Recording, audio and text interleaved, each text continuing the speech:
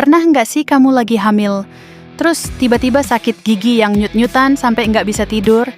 Dan yang bikin makin panik, ini aman nggak ya buat bayi aku? Kalau kamu lagi ngalamin ini, kamu nggak sendirian.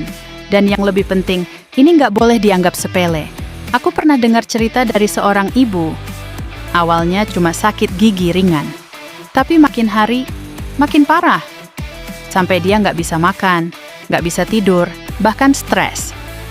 Dan yang bikin dia takut banget, dia nggak berani minum obat sembarangan karena takut efek ke bayinya. Di titik itu, dia baru sadar, ternyata sakit gigi saat hamil itu bukan cuma soal gigi. Kenapa sih ibu hamil sering sakit gigi? Karena perubahan hormon membuat gusi jadi lebih sensitif dan mudah radang. Mual muntah juga bisa bikin asam lambung kena gigi dan kebersihan gigi kadang jadi kurang optimal. Dan yang perlu kamu tahu, kalau dibiarkan, infeksi gigi bisa berdampak ke kesehatan ibu dan janin. Bahkan, bisa meningkatkan risiko komplikasi. Ini yang sering banget dilakukan.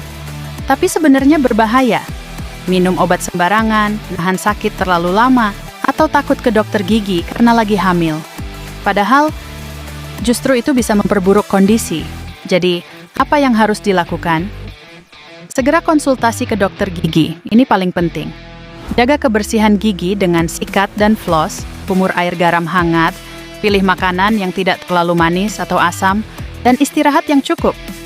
Dan ingat, dokter gigi paham kondisi ibu hamil, jadi jangan takut periksa ya.